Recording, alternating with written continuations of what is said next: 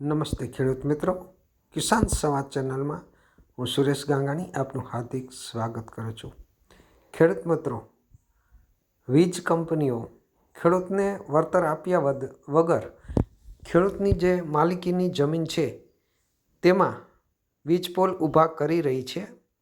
જેવું આપે સોશિયલ મીડિયાના મારફતે અને સમાચારના માધ્યમથી કચ્છમાં જે વાંઢિયા ગામ છે, આ ઉપરાંત બીજા પણ ગામ છે, તેમાં કંપનીઓની જે દાદાગીરી છે તે આપે સૌએ જોઈ હશે।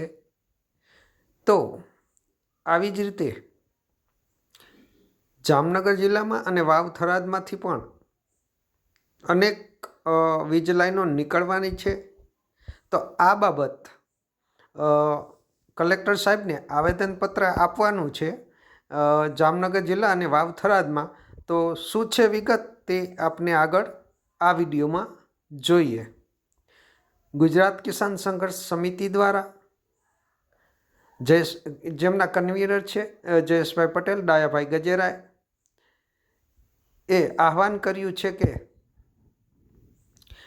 જામનગર કચેરીએ તારીખ 27/1/2026 સવારે 10 વાગ્યે અને વાવ થરાદ કલેક્ટર કચેરીએ તારીખ 28/10/2026 સવારે 10 વાગ્યે ખેડૂતોએ વિશેષમાં વાત કરીએ તો ખેડૂતો આપ સૌ જાણો છો કે કચ્છ ને દ્વારકા જિલ્લામાંથી ઉત્પાદિત વીજળી પસાર કરવા માટે જામનગર, બનાસકાંઠા જિલ્લામાંથી અનેક વીજ લાઈનો નીકળવાની છે।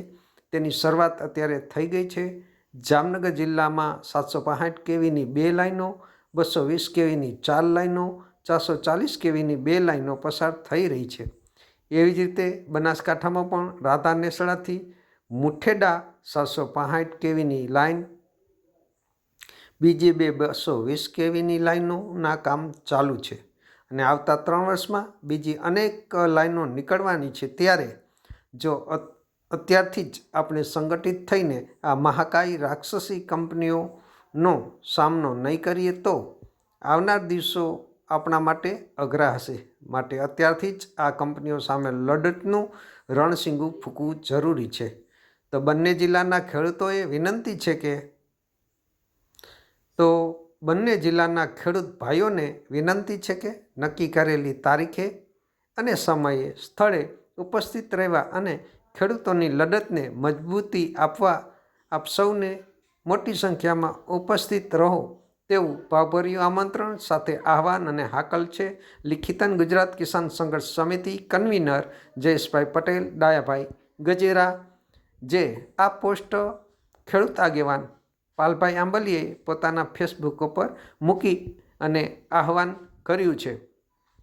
તો ખેડૂત મિત્રો, જામનગર જિલ્લાના ખેડૂતોએ 27/1/26ના રોજ કલેક્ટર કચેરીએ ઉપસ્થિત રહેવા અને 28/10/2026ના રોજ વાવ થરાદના ખેડૂત મિત્રોએ વાવ થરાદના કલેક્ટર કચેરીએ ઉપસ્થિત રહેવા વિનંતી કરવામાં આવે છે।